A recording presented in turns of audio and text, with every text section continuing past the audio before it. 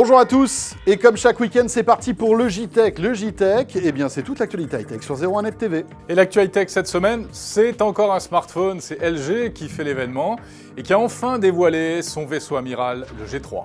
Autre smartphone intéressant aux spécifications étonnantes, il s'agit du Huawei Lasan P7, on vous dit tout de suite. Le JTech, c'est le best-of des vidéos de la semaine sur 01net TV, soyez les bienvenus.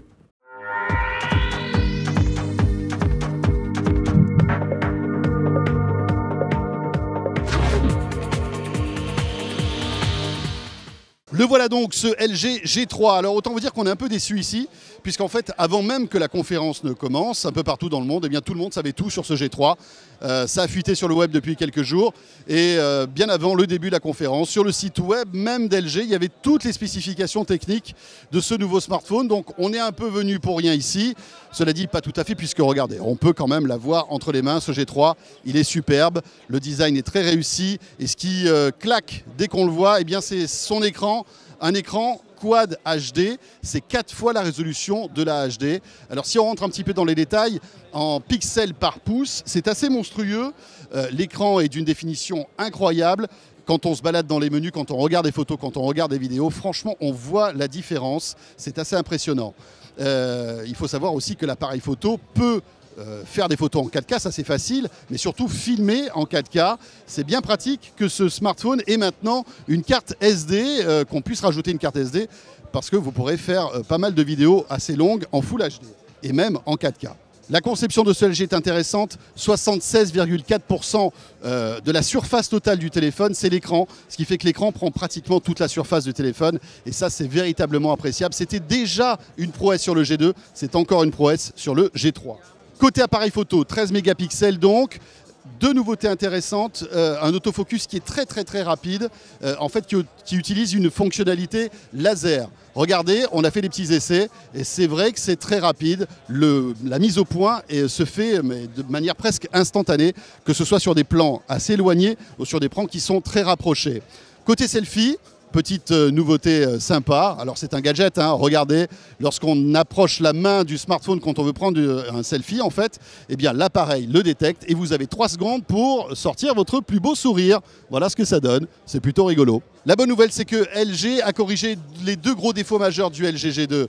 La batterie qui est amovible, une batterie de 3000 mAh, on verra ce que ça donne en autonomie dès que le labo 01net le recevra. Et puis l'autre nouveauté aussi qui est très sympathique, ça manquait véritablement dans le G2, c'est que là maintenant vous allez pouvoir mettre une micro SD et donc augmenter la capacité mémoire de votre smartphone. Je le disais, ça sera très pratique si vous voulez faire entre autres des vidéos en 4K. Le téléphone est très joli et surtout très léger, bravo LG sur ce point. En revanche, il n'est pas étanche. C'est vrai que la mode des smartphones aujourd'hui haut de gamme, que ce soit chez Sony ou Samsung, c'est l'étanchéité. Eh bien ce LG, vaut mieux pas le faire tomber dans la piscine, vous risquerez de le regretter. Ce LG G3 existera en 5 couleurs. Là aussi, hein, LG fait un effort sur le choix des couleurs disponibles. Il sera donc dispo en or, en blanc, en noir, en rouge et en bleu, enfin en rouge bordeaux. Et ce sont des couleurs qui sont plutôt sympathiques.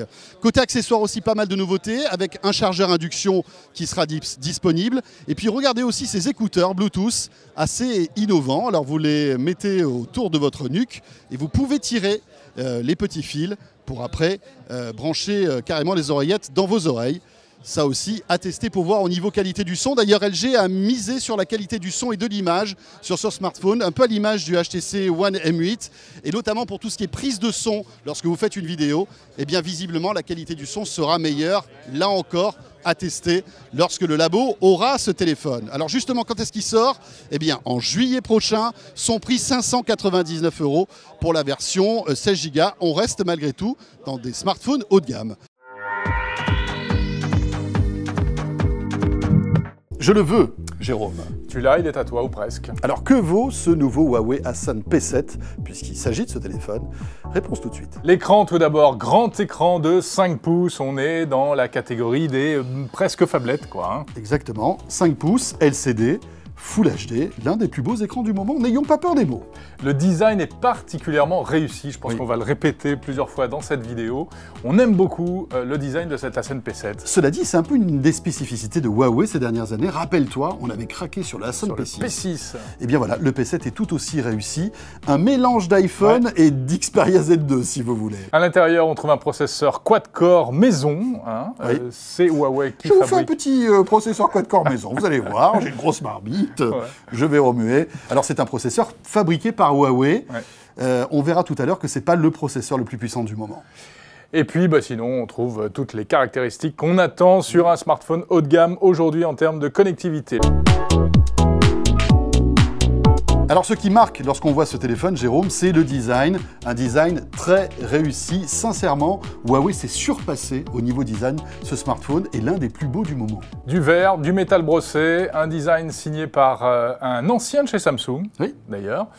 On voit qu'ils ont capitalisé sur un modèle qu'ils ont inventé et qui est vraiment sympa. Voilà, et puisque tu parles de Samsung, si on le compare, par exemple, au ténor de Samsung actuellement, le Galaxy S5, il n'y a pas photo. Ce smartphone est beaucoup mieux fini et plus réussi au niveau design.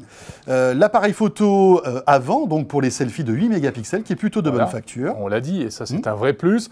Petite facétie pas inintéressante, vous avez sur le côté 2 petits tiroirs qui permettent de mettre, alors, soit on peut ranger des trucs dedans, c'est ça, 2 petits tiroirs. C'est pratique, ça. Soit 2 cartes SIM, à condition que ce ne soit pas bloqué par l'opérateur qui vous vend le téléphone. Oui, si vous voyez ce que je veux dire, on ne va pas les citer. Ou bien, François, l'autre option. Ou bien l'autre option, c'est d'augmenter la mémoire de votre smartphone de manière très, très jolie, puisque dans l'un de ces emplacements, vous pouvez glisser une micro SD. Enfin, le gros point fort, c'est le prix, puisque pour ce genre de produit qui est quand même positionné très haut en termes de spec, on est au milieu en termes de prix. 450 €, c'est le prix annoncé par Huawei. Les points faibles, eh bien, c'est paradoxal, mais autant l'appareil photo qui est devant, donc pour les selfies, est plutôt de bonne facture, mais celui qui est frontal, lui, il est plutôt moyen. 13 mégapixels, c'est bien sur le papier, sauf que dans les faits, ça n'apporte pas grand-chose. Ça leur a apporté malheur, 13. Les tests du labo le classent comme n'étant pas meilleur que le Galaxy S5 ou l'iPhone 5S. Voilà. Côté performance aussi, performance brute, là on s'adresse encore une fois aux geeks. Si vous faites tourner tous les derniers bench sur ce smartphone, vous vous rendrez compte que le processeur maison Huawei n'est pas si puissant que ça. Et il a même du retard par rapport au smartphone actuel. Donc c'est un smartphone qui, malheureusement, à l'intérieur, n'est pas aussi puissant qu'on pourrait le penser. Qu'à l'extérieur. Qu'à l'extérieur. Au final, voilà un smartphone Huawei Asen P7 qui annonce qu'il va en faire beaucoup, qui en fait beaucoup, pour un prix modéré. Donc, je résume, un très bon rapport qualité-prix. Oui, et puis on peut tout simplement s'offrir ce smartphone parce qu'on craque sur le design, sincèrement. Comme une belle voiture, on peut véritablement tomber amoureux de ce smartphone. Design très réussi. On voit que Huawei, petit à petit, rentre dans la cour des grands. Ça fait plaisir. Alors on le sait, la box, c'est l'objet connecté central de la maison, c'est l'objet sur lequel on branche la télé, où l'on se connecte sur Internet, etc. Eh bien, SFR a la bonne idée de connecter aussi tous les objets qui vont piloter votre maison. Alors regardez, à côté de moi, j'ai ce petit panneau qui vous montre justement les objets que vous allez pouvoir connecter, comme par exemple une alarme, bien sûr, une caméra pour surveiller votre maison, mais aussi une petite télécommande, des détecteurs de mouvement aussi. Si par exemple quelqu'un rentre chez vous, eh bien ça sonnera et vous serez averti directement sur votre smartphone. Vous avez même un détecteur de fuite d'eau, ça c'est pour les voisins qui font pas attention.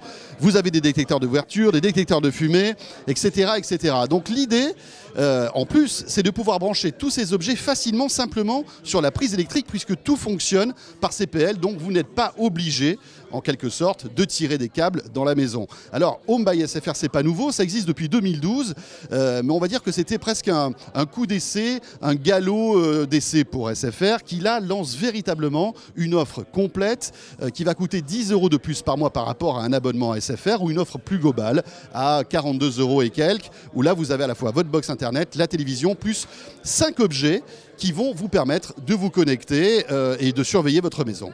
Pour les déjà clients SFR ou autres clients, ils peuvent acheter Home by SFR en accessoire. Donc on a juste à connecter la centrale avec son modem, donc c'est juste avec un fil. Et pour les nouveaux clients qui déciderait de s'abonner, ben, on a cette box où tout est intégré. Dans la box de SFR, dans le modem, il y a le module de la centrale Home. Parce qu'aujourd'hui, la domotique, c'est un domaine de spécialistes. Là, c'est totalement intégré dans la box, c'est pour le grand public. Tous les accessoires sont plug and play et on a les 5 accessoires de base. Et donc l'intérêt pour nous, c'est de faire exploser ce marché parce que la France est sous-équipée. Quand vous regardez les autres pays européens, il y a à peu près 4% des Français qui ont une solution de télésurveillance. Mais là, Home, c'est pas seulement de la télésurveillance. Bien sûr, on l'offre avec cette caméra, mais c'est en plus de la domotique. L'idée, c'est de faire exploser ce marché parce que franchement, là, on l'offre de manière intégrée, plug and play, pour le plus grand nombre et avec vraiment un prix, je dirais, en marginal. Lorsque vous avez la chance d'avoir cette box à domicile, eh ben, autant avoir des plateformes ouvertes pour pouvoir intégrer toutes les innovations qui se passent tous les jours dans le monde. On a eu déjà l'occasion d'en discuter. Vous savez que je suis un fanat des plateformes ouvertes. Et là, maintenant, ben, on offre bien sûr tous les contenus télé, mais là, c'est les contenus domotiques. Et c'est vraiment un domaine qui me fait plaisir parce que dans le domaine de l'électricité, des ampoules connectées, du chauffage, encore une fois, c'est des domaines de spécialistes. Et en fait, on voit qu'on peut le rendre connecté pour le plus grand nombre. Alors ce qui est sympa lorsque vous vous abonnez avec ce système, c'est que en fait, vous avez déjà 5 accessoires. Vous avez un détecteur de fumée, vous avez le pack alarme vidéo complet, vous avez un détecteur d'ouverture, vous avez même une sirène et une caméra détecteur de mouvement. Tout ça, c'est compris dans le pack. Et puis après, vous allez pouvoir rajouter des accessoires que là, vous allez acheter. Alors le plus petit coûtera à peu près 39 € et le plus gros, on l'a là par exemple, hein, c'est carrément la sirène extérieure. Là, c'est aux alentours des 200 €. Il faut savoir qu'aujourd'hui, 300 000 abonnés SFR bénéficient de Home by SFR. SFR voit grand puisque d'ici la fin d'année, ils espèrent toucher 1 million d'abonnés avec ce système Home. Il faut savoir que du côté de la concurrence, c'est un peu flat. Hein. Orange a lancé quelques initiatives, mais véritablement sans une offre cohérente comme celle de SFR. Gageons que c'est l'avenir. Hein. Les box des opérateurs connecteront tous les objets de la maison et même ceux qui pilotent la maison. Voilà, c'est la fin de ce JTech. Retrouvez l'intégralité de ces vidéos et bien d'autres sur 01net.tv. Je vous rappelle que nous sommes présents et on vous encourage à nous retrouver sur les réseaux sociaux, que ce soit Google+, Twitter ou bien Facebook. On se retrouve la semaine prochaine, bien entendu, pour un nouveau JTech et d'ici là, chaque matin pour la vidéo du jour sur 01net.tv. A très vite et merci de suivre toute l'actualité high-tech chez nous. Salut à tous.